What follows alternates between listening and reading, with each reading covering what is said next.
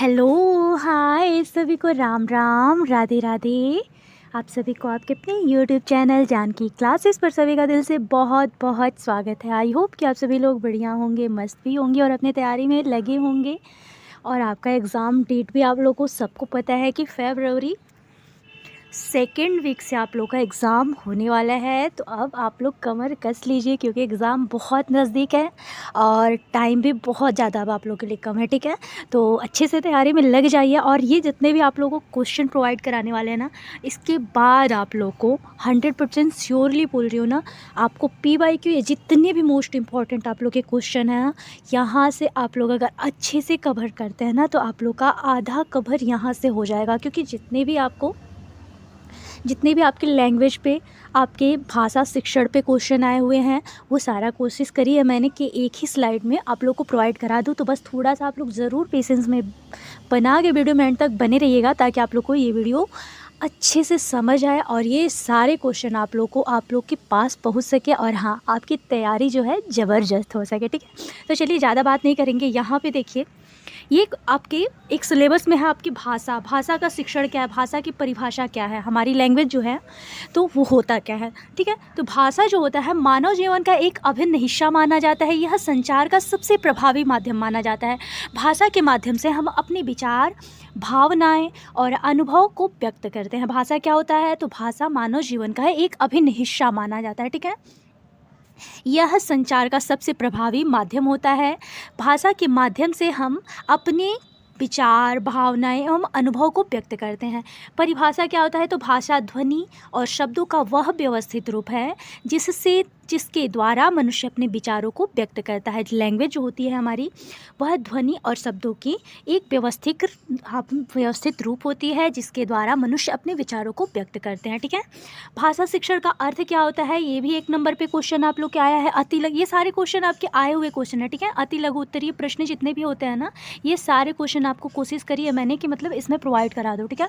भाषा शिक्षण का अर्थ क्या होता है, तो भाषा शिक्षण का उद्देश्य छात्रों को सुनने, बोलने, पढ़ने और लिखने की 4 क्षमताओं में दक्ष बनाता है। जैसे आप लोग ट्रिक है आप लोगों के लिए, शुबोली क्या है, शुबोली क्या होता है, सुनना, बोलना, पढ़ना, लिखना। ये जो होता है आप लोग के भाषा शिक्षण के उद्देश्य होते हैं। क्या होता है, पहले आपका सुनना होगा, फिर बोलना, पढ़ना और लिखना। ये 4 आपकी जो है क्षमता होती है जो आपको दक्ष बनाती है, ठीक है। ये 4 परिभाषाएं आपके लैंग्वेज की, ठीक है।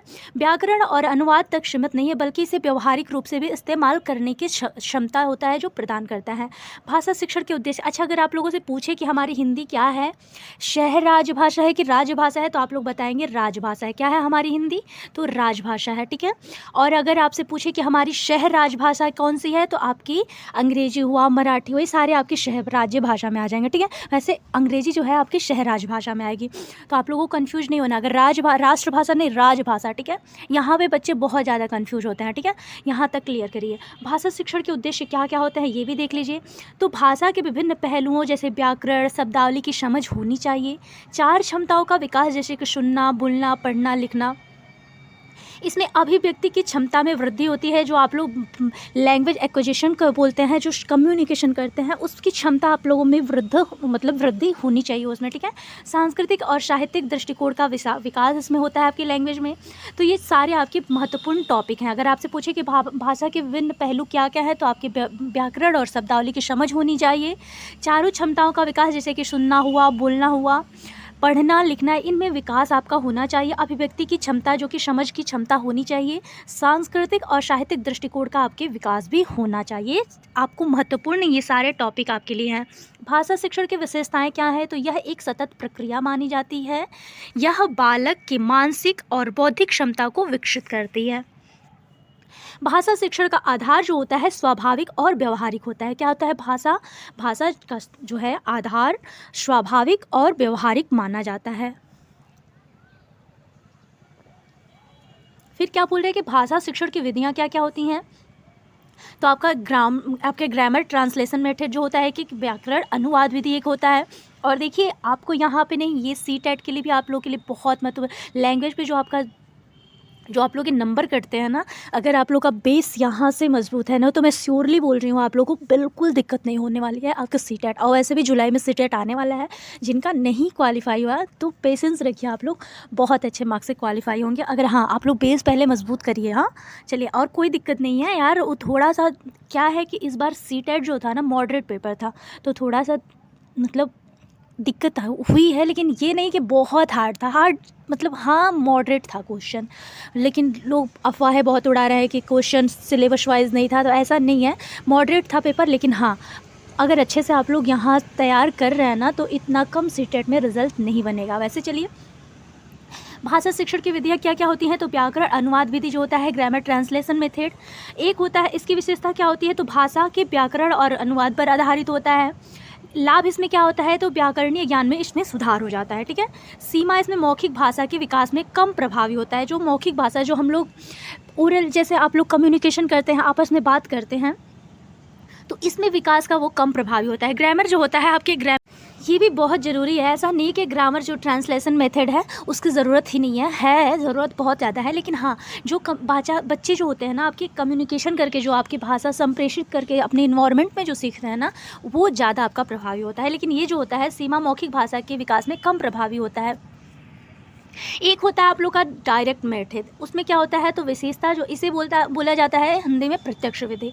लक्ष्य भाषा के वातावरण में शिक्षा, इसकी विशेषता जो होती है लक्ष्य भाषा के वातावरण में शिक्षा होता है। लाभ इसका होता है सुनने और बोलने की क्षमता का विकास होता है। मान लीजिए कोई भी बच्चा है, अगर अपने इन्वायरमेंट में बोल रहा है, सुन रहा है, तो उसकी लैंग्वेज की विकास तो हो रहा है ना, उसे सिखाना तो नहीं पड़ेगा ना। आप लोग बस भोजपुरी बोलते हैं, हिंदी बोलते हैं, चाहे मलयालम कन्नड़ जो भी आप लोग की लैंग्वेज है, आप लोग को सिखाना तो पड़ता नहीं है कि आप लोग को सिखाया जाएगा, चाहे उसमें कोई ग्रामर के लिए आप लोग को रूल बताए जाएंगे, ऐसा नहीं है ना। तो ये जो होता है ना डायरेक्ट मेथड, इसे बोला जाएगा जो आपके इन्वायरमेंट से आप लोग लैंग्वेज सीखते हैं। ठीक है। इसमें जो होता है जटिल व्याकरण सिखाने में कठिन होता है। ठीक है। यहाँ पे संचार विधि क्या बोल रहा है? कम्युनिकेटिव मेथड एक होता है आप लोग का। तो इसमें क्या क्या आते हैं? तो इसमें विशेषता जो होती है व्यवहारिक और दैनिक जीवन में भाषा के उपयोग पर जो आप लोग व्यवहारिक रूप से, जो आप लोग घर में घरेलू जो भी लैंग्वेज आप लोग यूज़ करते हैं, वो आ जाएगा आप लोग के व्यवहारिक और दैनिक जीवन में भाषा का उपयोग पर जोर देता है। व्यवहारिक ज्ञान पर जोर देता है। अधिक समय और संसाधन की आवश्यकता होती है। ठीक है। और बोल रहा है कि प्रेरणादायक वातावरण बना। भाषा शिक्षण में भूमिका क्या होता है? भाषा शिक्षण में जो शिक्षक की भूमिका होती है, इसमें बच्चे को प्रेरणादायक वातावरण इन्वायरमेंट बनाएगा, जिसमें बच्चे मतलब खुद प्रेरित होकर बच्चे लैंग्वेज सीखें। भाषा के सही उच्चारण और व्याकरण पर जोर देगा शिक्षक जो है। देखिए शिक्षक इस पे कार्य करेगा, जो आपके ग्रामर ट्रांसलेशन मेथड है उस पे आपके शिक्षक के कार्य होते हैं। तो छात्रों की गलतियों को सुधारते हुए सिखाएगा। भाषण, वार्ता और लेखन गतिविधि कराना, ये सारे आप लोग एक एक टॉपिक ध्यान से देखते चलेगा, क्योंकि ये जो क्लास होने वाला है ना बहुत ही आप लोगों के लिए यूज़फुल होने वाला है। क्यों?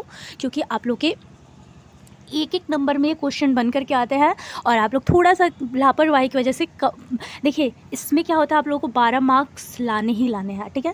और बैक लगने के बहुत डर रहते हैं, क्योंकि एक एक नंबर आप लोग के लिए कीमती होता है। अगर आप लोग एक एक नंबर यहाँ से नहीं गेन करेंगे तो फिर आप लोग के एग्ज़ाम में दिक्कत होगी, और आप लोग के पास टाइम है नहीं ज़्यादा।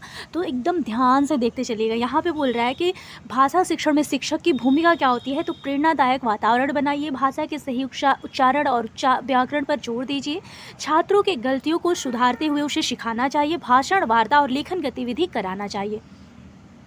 भाषा विकास के अपने चरण कितने होते हैं? ध्वनि ग्रहण, ध्वनियों को पहचानने और समझने की क्षमता होनी चाहिए। शब्द निर्माण, शब्दों का सही उच्चारण और प्रयोग होना चाहिए। वाक्य निर्माण जो होता है व्याकरणिक नियमों के अनुसार आपके वाक्य को बनाना चाहिए। ठीक है। जो होता है वाक्य निर्माण जो होता है आप लोग के व्याकरणिक नियमों के अनुसार इसे बनाएंगे। ठीक है। अब यहाँ पे देख लीजिए संचार क्या होता है? तो स्पष्ट और प्रभावी आपकी अभिव्यक्ति होनी चाहिए, जो आपके मतलब वो प्रभाव भी आप लोग के अभिव्यक्ति में करे और आपका स्पष्ट भी रहे। ठीक है। अब भाषा शिक्षण में चुनौतियाँ क्या क्या आती हैं ये भी देख लीजिए आप लोग। तो छात्रों के बीच विभिन्न भाषाई जो स्तर होते हैं और संसाधनों की कमी, मातृभाषा और लक्ष्य भाषा के बीच में जो विरोध होता है, ये सारे आपकी भाषा शिक्षण में चुनौतियाँ होती हैं। शिक्षण की योग्यता और प्रशिक्षण में भी कमी जो होता है वो भी आपके एक तरह का एक व्यवधान ही है, जो भाषा शिक्षण में चुनौती को उत्पन्न करता है। क्या होगा? छात्रों के बीच जो है विभिन्न भाषा, अगर मान लो जिस बच्चा कोई है हिंदी लैंग्वेज वाला, चाहे आपका कन्नड़ हुआ, मलयालम, कोई भी लैंग्वेज है, मान लीजिए वो जो अपने इन्वायरमेंट से सीख रहा है और अचानक से उसे कहीं और जाना पड़ा, वहाँ का लैंग्वेज उसको पता नहीं है, तो दिक्कत हुई ना, भाषा शिक्षण में वो चुनौती तो आई ना। तो यही बोल रहा है कि भाषा शिक्षण में जो आपके छात्रों के बीच विभिन्न भाषाई स्तर होता है, ये भी एक प्रकार की चुनौती होती है। संसाधन की भी कमी एक प्रकार की चुनौती होती है। मातृभाषा जो होता है, बच्चों की जो अपने इन्वायरमेंट के घर की जो भाषा होती है, लक्ष्य भाषा जो आपकी होती है, इनमें जो विरोध होता है, ये भी आपकी एक चुनौती मानी जाएगी। शिक्षक जो है योग्य नहीं है, वो उसकी प्रशिक्षण में कमी है, वो भी एक कारण हो सकता है। अब यहाँ पे बोल रहे हैं भाषा शिक्षण में उपयोगी उपकरण क्या क्या होते हैं। तो दृश्य उपकरण एक होता है, देखने वाला कोई भी उपकरण हो वो उपयोगी होगा। पोस्टर हुआ, चार्ट हुआ, फ्लैश कार्ड, और ये सारे आपके सीटेट के लिए महत्वपूर्ण है, इसीलिए बोल रही हूँ। एक एक टॉपिक यहाँ से गेन करते चलिएगा आप लोग। पोस्टर हुआ, चार्ट हुआ, फ्लैश कार्ड आपके लिए उपयोगी माने जाएंगे। श्रव्य उपकरण मतलब सुनने वाले उपकरण, जैसे कि आपका ऑडियो रिकॉर्डिंग, भाषा प्रयोगशाला, ये सारे आपके लिए उपयोगी होंगे। एक होता है श्रव्य दृश्य उपकरण, जो आप देखेंगे भी और सुनेंगे भी। तो प्रोजेक्टर, स्मार्ट बोर्ड होता है, प्रोजेक्टर हुआ, स्मार्ट बोर्ड, ये सारे आपके श्रव्य दृश्य उपकरण में आएंगे। क्या आएंगे? Projector, smart board. मूल्यांकन प्रक्रिया भी होनी चाहिए। मौखिक परीक्षा, जैसे कि उच्चारण और बातचीत का मूल्यांकन हो। लिखित परीक्षा में रचनात्मक लेखन और व्याकरण का आकलन हो। पाठ लेखन और निबंध लेखन भी होना चाहिए। समूह चर्चा जो होता है, समूह में और वाद विवाद जो होता है, इसमें बच्चे बहुत ज़्यादा सीखते हैं, क्योंकि बच्चे जो होते हैं ना, बच्चे समूह में बहुत ज़्यादा सीख। और देखिए हर जगह बच्चा जो होता है ना, बच्चे को हर जगह पॉजिटिव, मतलब हर जगह, चाहे पेडागॉजी हुआ, चाहे आप लोग का कोई भी एग्ज़ाम ऐसा जो टीचिंग से रिलेटेड है, जो प्राइमरी लेवल तक है, मिडिल लेवल तक है, उसमें बच्चे को ही आप लोग को अच्छा ठहराना है, ठीक है। तो समूह और वाद विवाद जो होता है ना, बच्चों के लिए बहुत लाभदायक होता है। यहाँ पे देखिए आप लोग, भाषा शिक्षण की गतिविधियाँ क्या होती हैं। तो कहानी सुनाइए, समूह चर्चा करिए, चित्रों के माध्यम से बच्चों को सिखाइए। क्या करेंगे? कहानी सुनाएंगे, कहानी से भी बच्चे ज़्यादा प्रेरित होंगे, तो और सीखने की इच्छुक होंगे। कहा समूह चर्चा करिए, समूह में बच्चों को, मतलब आप कई साथी हैं, वहाँ पे समूह चर्चा करवाइए। चित्रों के माध्यम से, फिगर के माध्यम से आप लोग सिखाएंगे तो बच्चे ज़्यादा सीखेंगे, ठीक है। अब यहाँ पे देखिए नाटक और संवाद प्रदर्शन भी एक कारण है। नाटक करिए, संवाद प्रदर्शन करिए, इसमें भी बच्चे हैं जो अच्छे से भाषा को गेन कर पाएंगे। अब यहाँ पे देखिए निष्कर्ष निकलता है कि भाषा शिक्षण एक महत्वपूर्ण प्रक्रिया है, जो छात्रों को न केवल भाषा में निपुण बनाती है, बल्कि उन्हें आत्मविश्वास और रचनात्मक के साथ अपने विचार को व्यक्त करने में सक्षम बनाती है। भाषा के प्रकार, भाषा को कई आधारों पर वर्गीकृत किया जा सकता है। इसे स्वरूप, प्रयोग, संरचना और कार्य के अनुसार विभाजित किया गया है। नीचे भाषा के प्रमुख प्रकारों का वर्णन है, जो कि आप लोग देख सकते हैं। एक होता है आपके व्युत्पत्ति, उत्पत्ति के आधार पर। प्राकृतिक भाषा जो होता है, यह भाषा जो होता है ना, स्वाभाविक रूप से मनुष्यों द्वारा विकसित होती है, जैसे कि हिंदी हुआ, अंग्रेजी हुआ, संस्कृत, ये सारे आपकी प्राकृतिक भाषा में आएंगे। विशेषताएं इनके क्या है? तो समाज में स्वाभाविक रूप से ही विकसित होती है। ध्वनियों और व्याकरण का इसमें पालन करना होता है, जैसे हिंदी हुआ, अंग्रेजी हुआ और संस्कृत, इसमें ध्वनि और व्याकरण का पालन करना होगा। एक होता है आप लोगों का कृत्रिम भाषा। क्या होगा? कृत्रिम भाषा, यह विशेष उद्देश्य के लिए बनाई जाती है, जैसे प्रोग्रामिंग भाषाएं आपकी C++, जावा, या अंतर्राष्ट्रीय भाषाएं जैसे एस्पेरांतो जो होता है, ये होते हैं कृत्रिम भाषा। विशेषताएं इनकी क्या होती है? तो ये मानव द्वारा जो निर्मित होते हैं, मानव द्वारा बनाए गए उपयोग होते हैं।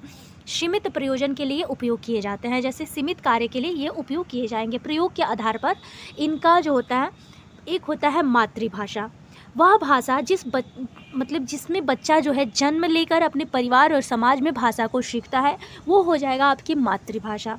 उदाहरण के लिए भारत में किसी का मातृभाषा हिंदी है, बंगाली है, तमिल है, कन्नड़ है, ये सारे आपके मातृभाषा में आएंगे।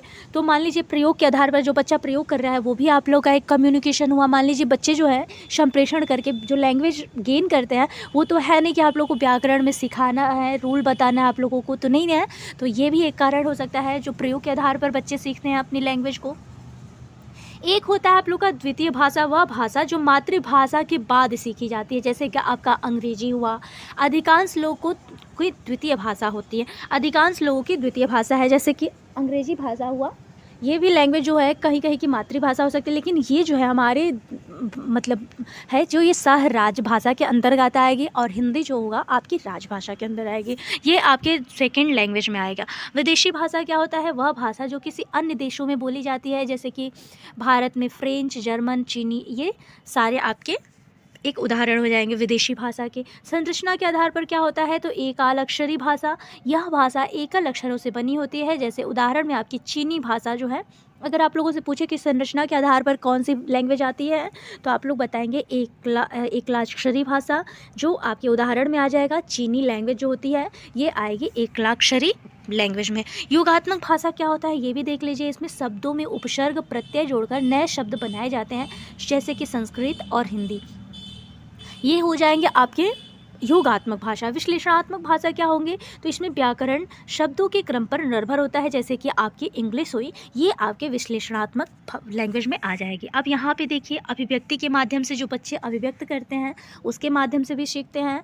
तो जो ध्वनि के माध्यम से व्यक्त की जाती है, जैसे कि बोलने वाली भाषा, ये आपके अमौखिक भाषा में आएगी। लिखित भाषा में क्या आएगी, जिसमें शब्द लिखित रूप में व्यक्त होते हैं। मान लीजिए कोई मन में आप लोग बात सोच रहे हैं, वही आप अपनी कॉपी में लिख दे रहे हैं, तो लिख दिए तो वो आपकी लिखित रूप से व्यक्त होती है, वो आएगी आपकी लिखित भाषा में। ठीक है, उदाहरण के लिए जैसे पुस्तक हुआ, पत्रों में उपयोग, ये सारे आपकी लिखित भाषा है। संकेत भाषा क्या होता है, इसमें हाथ, चेहरे और शरीर के संकेतों का उपयोग किया जाता है, जैसे मूक बधिर भाषा, जैसे कोई भी इशारा आप लोग करते हैं, ये भी आपकी एक लैंग्वेज होगी। ठीक है, इसे संकेत भाषा के अंतर्गत लाया जाता है।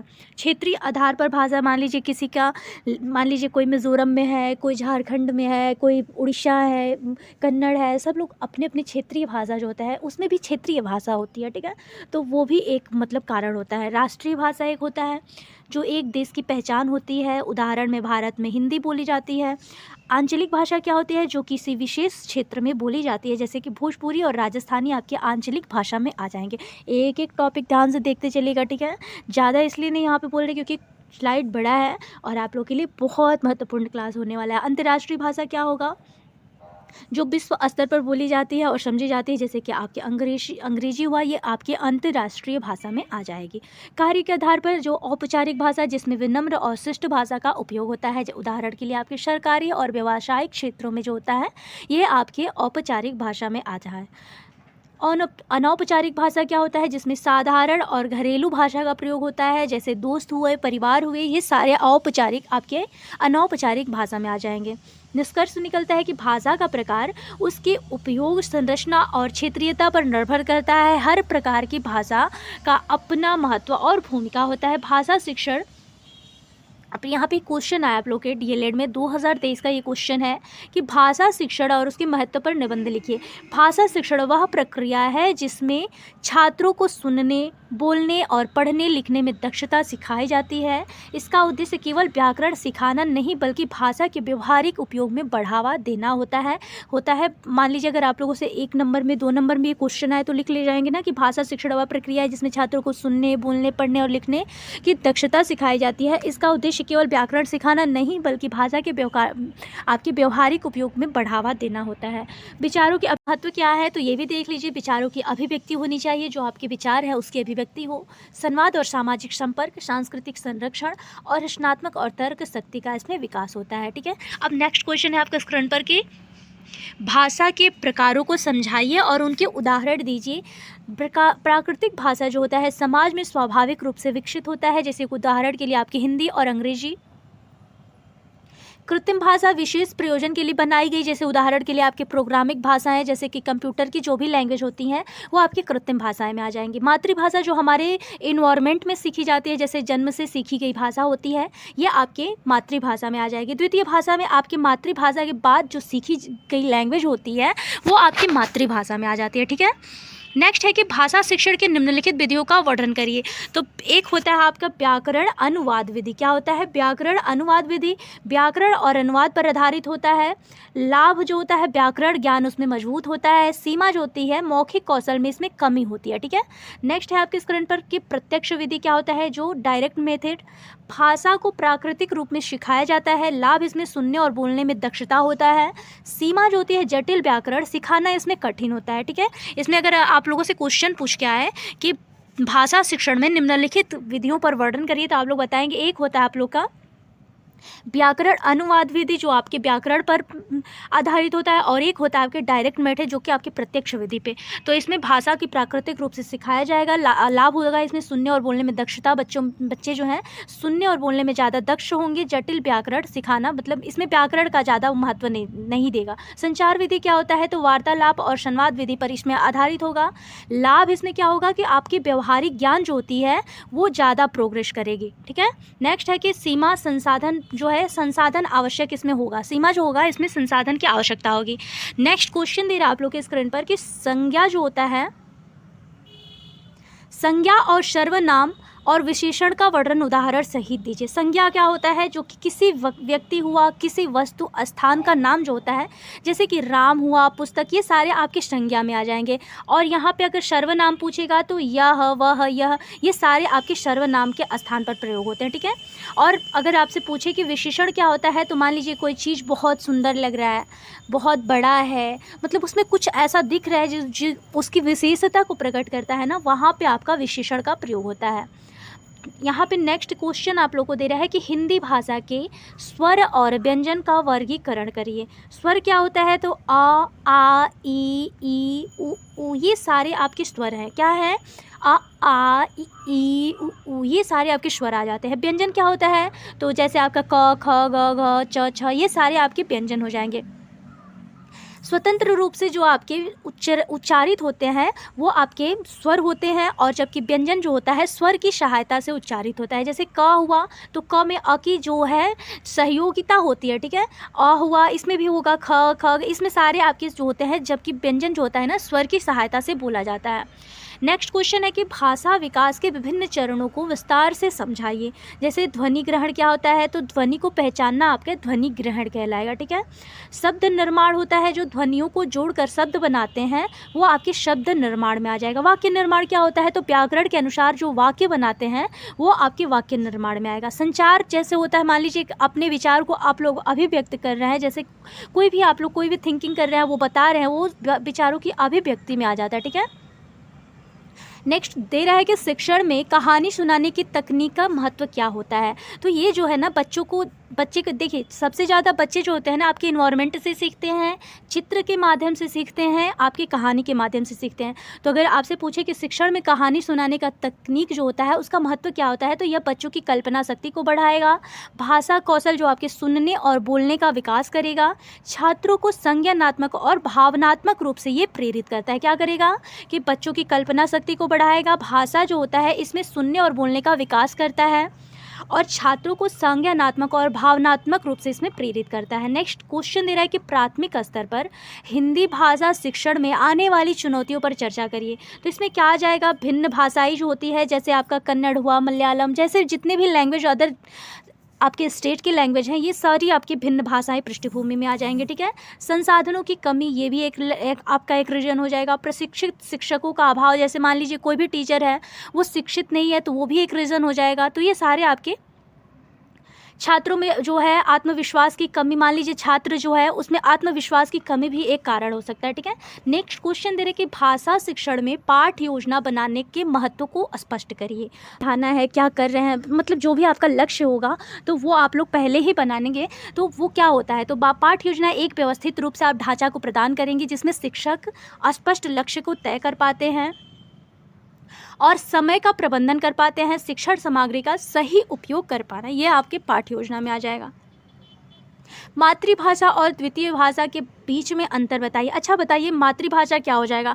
मातृभाषा जिस इन्वायरमेंट में आप रह रहे हैं, जैसे जन्म से ही आप लोग सीख रहे हैं, वो तो सिखाना पड़ नहीं रहा है, तो वो आपकी मातृभाषा में। अद्वितीय भाषा जैसे आपकी अंग्रेजी हुआ, आपके सहराज्य भाषा, ये आपकी द्वितीय लैंग्वेज। सेकेंड लैंग्वेज में आपके क्या होगा, तो आपकी अंग्रेजी होगी, और फर्स्ट में आपकी मातृभाषा, जैसे क्या उदाहरण के लिए हिंदी ले लीजिए, भोजपुरी, जो भी आपकी लैंग्वेज होगी वो सारी आपकी फर्स्ट लैंग्वेज में आ जाएगी।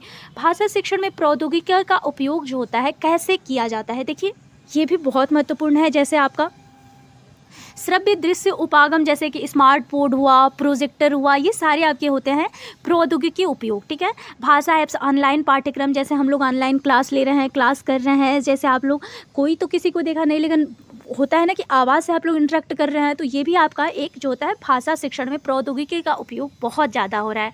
यहाँ पे इंटरेक्टिव गतिविधियों के लिए गेम जो होता है, गेम भी एक प्रकार का ये आपके प्रौद्योगिकी उपयोग में आ जाएगा। अब यहाँ पे नेक्स्ट क्वेश्चन दे रहा है कि चित्र विधि के माध्यम से हिंदी शिक्षण का वर्णन करिए। चित्र विधि में छात्रों को दृश्य सामग्री का उपयोग करके पढ़ाया जाता है। इसमें लाभ क्या होता है, तो जटिल अवधारणाओं को सरल बनाना यहाँ पे लाभ में आ जाएगा। क्या होगा, चित्र विधि जो होता है बच्चे को हिंदी शिक्षण का जो है दृश्य सामग्री का उपयोग करके पढ़ाया जाता है और ये जटिल अवधारणाओं को आपके सरल बनाता है। हाँ, छात्र जो हैं, छात्र मतलब देख के अट्रैक्ट भी होते हैं। मान लीजिए कोई फिगर बना के आप लोग समझाएंगे और अगर ऐसे समझाएंगे तो उसमें बहुत फ़र्क होता है। बच्चे जो होते हैं ना चित्र के माध्यम से बहुत ज़्यादा सीखते हैं, तो व्यावहारिक अनुभव भी प्रदान करते हैं। जैसे बच्चे चित्र देखते हैं तो वैसा अनुभव भी करते हैं। नेक्स्ट दे रहा है कि भाषा शिक्षण में मूल्यांकन के विभिन्न प्रकारों को समझाइए। जैसे स्वरूपात्मक मूल्यांकन प्रक्रिया में सुधार के लिए, एक होता है संरूपात्मक मूल्यांकन जो छात्रों के अंतिम योग्यता को जानने के लिए, ये हो जाएगा, ठीक है।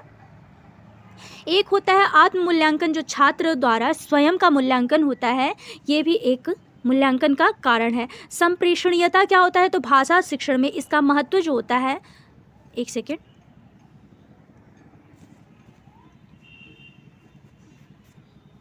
भाषा शिक्षण और भाषा शिक्षण में संप्रेषणीयता का क्या महत्व है, विस्तार से समझाइए। अगर क्वेश्चन आए तो संचार जो होता है भाषा का एक मुख्य उद्देश्य माना जाता है। इसका महत्व क्या होता है, तो विचारों का आदान प्रदान करना, सामाजिक संपर्क, संस्कृति का प्रसार करना, ये आपके सारे आ जाएंगे। किस में आ जाएंगे, तो आपके संप्रेषण में, जो कम्युनिकेशन लैंग्वेज होता है, जो आप आदान प्रदान करके अपने इन्वायरमेंट से सीखते हैं, समाज से सीखते हैं, विचारों का आदान प्रदान करके सीखते हैं, ये सारे आपके रीज़न हो जाएंगे। बहुत ज़्यादा रीज़न है, ठीक है। संस्कृत का प्रसार करेंगे। भाषा शिक्षण में शिक्षक की भूमिका क्या होती है, तो आप छात्रों को प्रेरित करना, भाषा के सही उच्चारण और व्याकरण पर ध्यान देना, ये सारी आपके शिक्षक की ही तो भूमिका होती है। एक होता है संवादात्मक और व्यवहारिक वातावरण भी बनाना। मान लीजिए व्यवहारिक ज्ञान, मतलब बच्चों को अच्छे से बात करके उन्हें सिखाना, ये भी आपका एक मतलब शिक्षा का ही उद्देश्य होता है। नेक्स्ट क्वेश्चन दे रहा है कि हिंदी भाषा में रचनात्मक लेखन के महत्व को समझाइए। तो रचनात्मक लेखन जो होता है छात्रों के विचारों को व्यक्त करने की क्षमता को बढ़ाता है। यह कल्पना शक्ति को उत्तेजित करता है और व्यक्तिगत अनुभवों को साझा करने का अवसर प्रदान करता है, जो आपके रचनात्मक लेखन होता है। बच्चे जो होते हैं अपने दिमाग से न सोचेंगे। मान लीजिए आप कोई भी बच्चा है जो अपनी रचना करके कर रहा है, तो अपने दिमाग से ही तो करेगा, कल्पना करके ही, अपने अनुभव से ही तो करेगा। ये आपके रीजन हो जाएंगे रचनात्मक लेखन जो होता है। इसमें जो होता है बच्चा जो होता है, इसका महत्व जो होता है सोचने की स्वतंत्रता। मान लीजिए वो अपनी सोच में स्वतंत्र है ना, शब्दों का चयन करेगा, भाषा कौशल का इसमें विकास होगा, बच्चों में आत्मविश्वास का विकास होगा। मतलब बच्चा कर सकता है, वो खुद में मतलब उसको ओवर कॉन्फिडेंस होगा, ठीक है। तो ये सारे आपके हो जाएंगे। व्याकरण अनुवाद विधि के लाभ और सीमाएं क्या है, तो लाभ जो होता है ना, छात्रों की भाषा व्याकरण की गहरी समझ मिलती है और सटीक अनुवाद के माध्यम से भाषा की संरचना को समझाया जाता है। सीमाएं इसमें क्या क्या होती हैं, तो भाषा का सामान्य उपयोग और संवाद की क्षमता विकसित नहीं होती है। बच्चों का ध्यान व्याकरण पर अधिक केंद्रित होता है, जिससे भाषा के अन्य पहलुओं की उपेक्षा हो सकती है। अब नेक्स्ट है आपकी स्क्रीन पर कि चित्र विधि। चित्र विधि क्या होता है, भाषा शिक्षण में उपयोग कैसे किया जाता है। चित्र विधि जो होता है छात्रों को दृश्य सामग्री के माध्यम से सिखाया जाता है, जो उन्हें विचारों और अवधारणाओं को जल्दी समझने में मदद करती है। उदाहरण के लिए क्या होता है, तो चित्रों को देखकर अथवा वस्तु का नाम उपयोग करके समझाना, ये जो होते हैं ये आपकी चित्र विधि हो जाएंगे। चित्र उससे बच्चे जो होते हैं ना बहुत जल्दी, कोई भी लैंग्वेज हुआ, कोई भी नॉलेज हुआ, बहुत जल्दी गेन करते हैं। इसीलिए देखते हैं आप लोग प्राइमरी में चाहे जो भी बुक लगता है उसमें एक छोटे छोटे चित्र, हर एक मैथ हुआ, साइंस हुआ, जो भी सब्जेक्ट रहता है उसमें एक चित्र ज़रूर बना रहता है। क्योंकि बच्चे जो होते हैं ना चित्र के माध्यम से जो होता है जल्दी लैंग्वेज इंटरेक्ट करते हैं, जल्दी सीखते हैं, जल्दी उनसे मतलब होता है, उनकी समझ जो होती है ना बहुत जल्दी विकसित होती है। अब यहाँ पे दे रहा है कि बच्चों को चित्र दिखाकर वस्तु का नाम, उसका उपयोग समझना, काल्पनिक चित्रों के माध्यम से विद्यार्थियों को कहानी या संवाद विकसित करने का अवसर देना। चलिए अब नेक्स्ट है लाभ क्या होता है, तो छात्रों की कल्पना शक्ति बढ़ेगी, भाषा में जो है रुचि भी बढ़ेगी, रचनात्मक में, चित्र में। और यहाँ पे दे रहा है कि प्राथमिक विद्यालय में हिंदी शिक्षा के उद्देश्य क्या होना चाहिए, तो भाषा कौशल का इसमें विकास होना चाहिए, बच्चों के बोलने, सुनने, पढ़ने और लिखने में सक्षम बनाना, और संवेदनशीलता और समझ का भी विकास होना चाहिए। बच्चों को समझ के भाषा के प्रति संवेदनशील बनाना, ये भी एक रीज़न हो जाएगा। ठीक है, नेक्स्ट है सांस्कृतिक और सामाजिक शिक्षा। बच्चों को भारतीय संस्कृति और सामाजिक मूल्यों के बारे में जानकारी देना, ये भी एक रीज़न हो जाएगा। एक होगा रचनात्मक विकास, जो बच्चों के विचार को व्यक्त करने और सृजनात्मक तरीके से सोचने के लिए प्रेरित करना, ये भी आपका एक रीज़न हो जाएगा। अब नेक्स्ट है और लास्ट है, ठीक है, क्योंकि क्लास बहुत लंबा हो जाएगा। भाषा शिक्षण में कहानी सुनाने के लाभ क्या होते हैं, ये यहाँ से अगर आप लोग ना, मैं श्योरली बोल रही हूँ, अगर आप लोग अच्छे से देखे होंगे ना, आप लोग की भाषा शिक्षण जो है ना वो कंफर्म हो गई होगी। अब एक दिन आप लोग को भाषा ग्रामर का और आपको जो भी टॉपिक छूट रहे हैं वो सारा प्रोवाइड करा देंगे, तो आप लोग को दिक्कत नहीं होगी। और ये क्लास आप लोग के लिए बहुत महत्वपूर्ण है, क्योंकि इस पर देखिए, अभी तो था कि आप लोग के फर्स्ट ईयर में था थोड़ा सा हिंदी थोड़ा सा ईजी था, लेकिन आपके जैसे जैसे लेवल आप लोग का बढ़ेगा ना, हाई को आपका कंटेंट भी जो होता है ना वो भी थोड़ा सा हाई लेवल पे आ जाएगा। क्योंकि अब कितने भी तो आप लोग टीचर बनने वाले हैं, तो हाई लेवल अभी थर्ड सेमेस्टर में इससे भी हार्ड आएगा, और फोर्थ में मतलब हाँ, मतलब अगर आप लोग पढ़ेंगे तो कुछ भी हार्ड नहीं है। ठीक है, भाषा शिक्षण में कहानी सुनाने के लाभ क्या होते हैं, तो कहानी सुनाने का अभ्यास बच्चों में सक्रिय ध्यान और भाषा के प्रति रुचि उत्पन्न करता है। यह उनकी सामाजिक और भावनात्मक समझ को भी बढ़ावा देता है। इसमें लाभ क्या होते हैं ये तो आप लोग समझ ही गए होंगे, बहुत बार ये पूछेगा। लाभ संचार कौशल में सुधार होगा, कहानी सुनने से बच्चों की सुनने की क्षमता जो होती है बेहतर होती है। लेकिन यहीं पे कंफ्यूज नहीं होना है, क्योंकि ये जो होता है ना बहुत आप लोगों के लिए इम्पॉर्टेंट है। ठीक है, यहाँ पे साहित्यिक समझ का विकास जो होता है बच्चों की साहित्यिक तत्वों से परिचित कराता है। संवेदनशीलता और कल्पना में वृद्धि, कहानी बच्चों की कल्पना और संवेदनाओं को जागृत करती है। ठीक है, क्या होता है, साहित्यिक समझ का विकास करेगा, बच्चों की साहित्यिक तत्वों से परिचित कराता है। संवेदनशीलता और कल्पना में वृद्धि, कहानी बच्चों की कल्पना और संवेदनाओं को जागृत करती है। चलिए, यहाँ से क्लास बहुत लंबा होगा, तो आप लोगों को जितने भी ग्रामर हैं और जो स्लाइड में से जो क्वेश्चन छूट रहे हैं वो सारा आपको कल प्रोवाइड करा दूँगी। ठीक है, अगर आप लोगों को सच में ये क्लास पसंद आए ना, तो प्लीज़ एक प्यारा सा comment, like, share and subscribe motivation के लिए ज़रूर करिएगा। थोड़ा सा मोटिवेशन मिलता है ना, तो लगता है कि हाँ ये कर सकते हैं। ठीक है, तो थोड़ा सा आप लोग मोटिवेशन के लिए ज़रूर से ज़रूर हाँ मतलब ये तो बता सकते हैं ना कि हाँ क्लास आप लोगों को कैसा लगा, हेल्पफुल वीडियो। ये सभी को मिलती हूँ नेक्स्ट वीडियो में, तब तक के लिए सभी को मेरा राम राम, राधे राधे। आई होप कि आप सबको क्लास बढ़िया लगा होगा। अगर हाँ सच में बढ़िया लगे ना, तो प्लीज़ एक प्यारा सा comment, like, share and subscribe motivation के लिए ज़रूर करिएगा। मिलते हैं सभी को नेक्स्ट वीडियो में, तब तक के लिए सभी को राम राम, राधे राधे।